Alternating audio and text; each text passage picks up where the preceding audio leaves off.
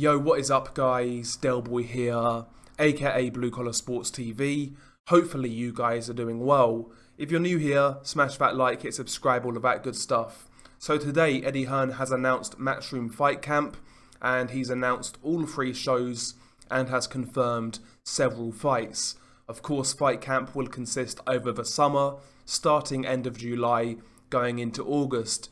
And of course, Fightcamp is in Eddie Hearn's back garden, which is like the gimmick involved here.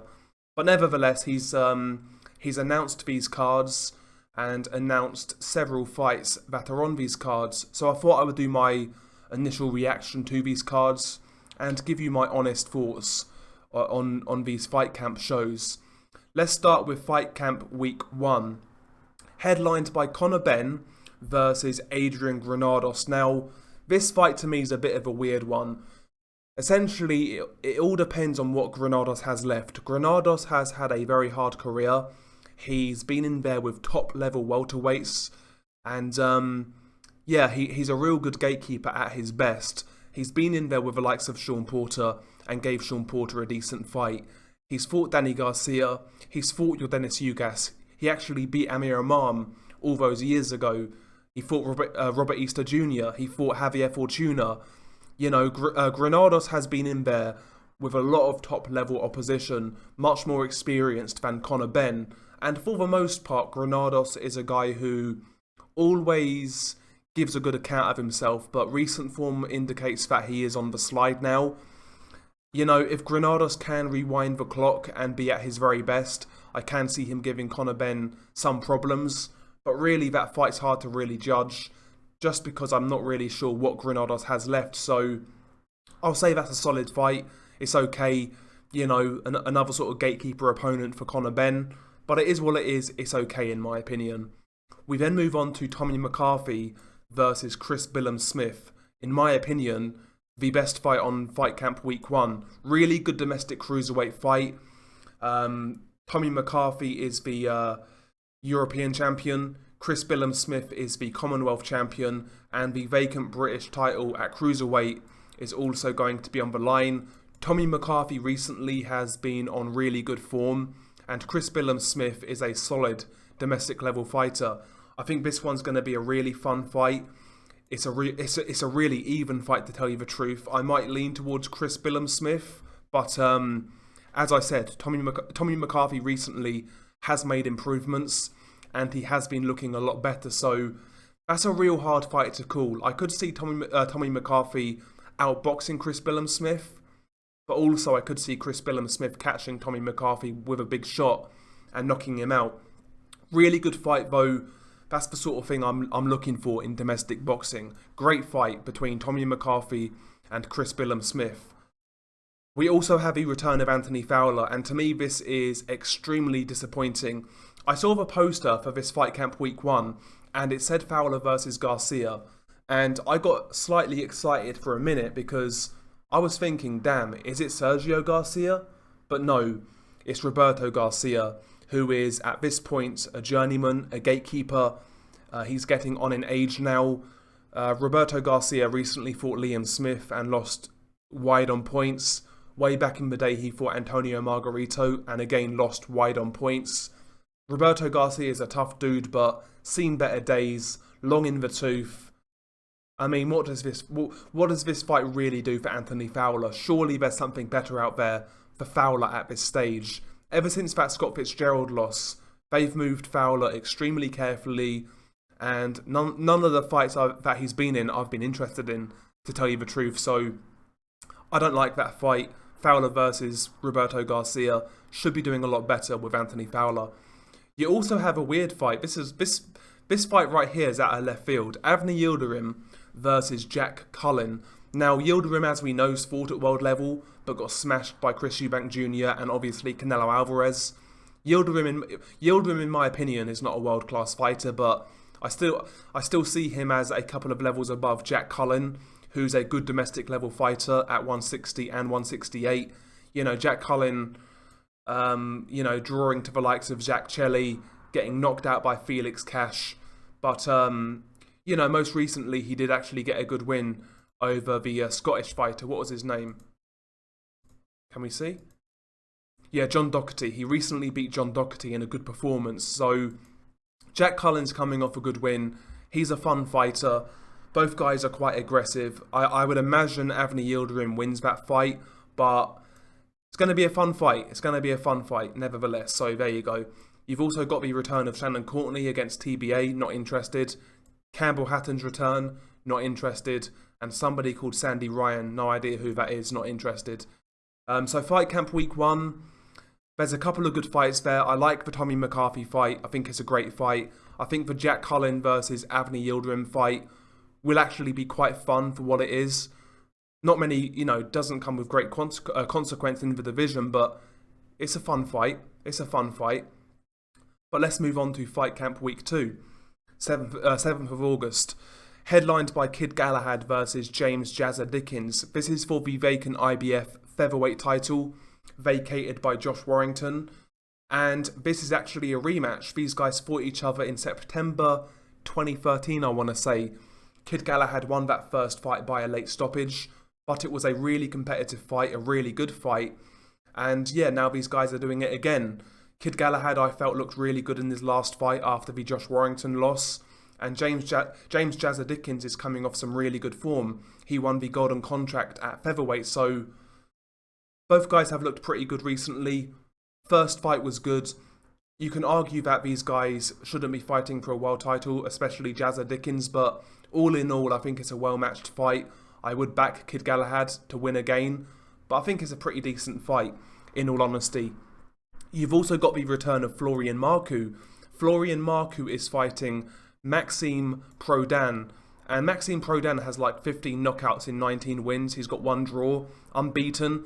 Don't really know too much about Maxime Prodan, but on paper, it looks like a step up. Florian Marku isn't exactly, the next Sugar Ray Leonard or anything like that, so this could be a competitive fight right here. Florian Marku naturally is quite aggressive. He carries good power. It seems Maxime Prodan has some sort of power, so put these two guys together, could be a good fight. You've also got the return of Alan Babich. He's fighting Mark Bennett, who's a 7-1 heavyweight. I have seen Mark Bennett, but I forget where. Let me have a look. Where have I seen this guy? That's it. The Ultimate Boxer. I have seen Mark Bennett fight before. He's not all that great, to tell you the truth. Alan Babich is going to do what he does. He's going to maraud forwards, overwhelm Mark Bennett and take him out. Not really the fight I'm looking for Alan Babich, to tell you the truth. But it is what it is. Ebony Bridges versus Beck Connolly. Not interested. Johnny Fisher back in the ring. Young heavyweight prospect from Romden, I think. He's... Where's he from? Romford, sorry. He's from Romford. Johnny Fisher. He's fighting Josh Sandland, who's actually quite a good journeyman in the heavyweight division. He knows how to look after himself. He's pretty tricky. He's pretty awkward. And Josh Sandland is definitely the best heavyweight Johnny Fisher's fought so far. I know that's not saying much, but it is somewhat of a step up, and I actually quite like this fight for him, to tell you the truth. I don't mind it at all. You've also got the return of Fabio Wardley. I'm assuming he's going to be fighting Nick Webb. That's what the British Boxing Board of Control ordered. So whether that fight happens or not, I don't know. I'd like to see it. I think it's ideal for Fabio Wardley, but we'll see what his opponent is. You've also got the return of Ellie Scottney, don't care. And you have the return of Akib Fiaz, who is a young prospect, but I've not really seen too much to be excited about with Akib Fiaz. Let's move on to Fight Camp Week 3. Headlined by Joshua Buatsi versus Richards Bolotniks. Now, I really like this fight. I think it's a step in the right direction for Joshua Buatsi. I actually saw people online criticise this fight. I like this fight for Buatsi, I really do. Bolotniks obviously recently won the MTK Golden Contract, knocked out Sergey Michel, knocked out Stephen Ward, knocked out Hosea Burton. No, he never knocked out Hosea Burton, but he beat him up. So Bolotniks is coming off some really good form. He was a big underdog in that tournament, and he won it. He won it convincingly, to be honest. He's an aggressive guy, nice high guard, applies good pressure, durable as well, got a good chin. That's the sort of guy Buatsi needs to be fighting right now. I think it's a perfect fight for Buatsi. I think Buatsi wins, but it's a great test. No problem whatsoever with that fight. I think it's a good fight, actually. I like that fight a lot. Savannah Marshall versus TBA, don't care. Michael McKinson versus Primoslav Ranowski. Now, Ranowski obviously fought Josh Kelly a couple of years ago, and he didn't look anything special in that fight. Not much of a puncher. Neither is Michael McKinson. I mean, I'm not really looking forward to that fight, to tell you the truth. Not looking forward to it at all. I just don't really see anything in it. I mean, is what it is, man. That fight doesn't appeal to me at all. You've also got the American prospect Raymond Ford, who's pretty decent. He's okay. He's fighting Reece Bellotti. Both guys are aggressive. Both guys will come to fight. That'll be a fun fight. I would favour Raymond Ford, but in Raymond Ford's last fight, he actually drew. So who knows how good Raymond Ford is? Reece Bellotti has been found out at domestic level, so that could be a fun fight. Could be a fun fight. You also have the return of Felix Cash. I hope he's in a good fight, actually. He's coming off a really good win over Denzel Bentley, so hopefully he gets a good fight. You got the return of Natasha Jonas, don't care. You've got the return of Ukashir Farouk, who I quite like. I love his style of fighting. Really good inside fighter, puts his shots together well, very aggressive. I think Ukashir Farouk needs a big fight. He's been with Matchroom now for a couple of fights, and he's not really had that high-profile fight, that high-profile opponent. So hopefully Ukashir Farouk gets a good opponent for this card. And yeah, that's pretty much it. You've also got the return of Ivan Hopi Price. Don't really rate him all that highly from what I've seen so far. But all in all, I mean, when you look at these fight camps, I mean, I don't think they're bad. I don't think they're bad cards at all, to be honest. I don't think they're terrible, but I mean, Eddie was promising the world kind of thing, like game changed and all of this nonsense, but while these cards are okay, they're nothing to like get super excited over. Sorry, they're just like, you know, middle of a road decent cards, to be honest. But there we go. I think my favourite card of all is probably Fight Camp Week 1, to be honest. I think Fight Camp Week 1 has the best fights.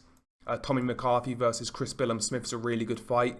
Yildirim versus Jack Collins, a fun fight. Conor Benn versus Granados could be okay. I think Fight Camp Week 1 might be the best, maybe. I would say, yeah, I'd say Fight Camp Week 1 is the best from what's been announced so far. But all in all, are they bad cards? No, but at the same time, they're not exactly revolutionary or anything like that. So there's still some more fights to be added. So maybe these cards are going to look a lot better nearer the time. We shall see. But all in all, share your thoughts below. I'm intrigued to hear what you think about these cards. And yeah, hopefully you guys enjoyed this video.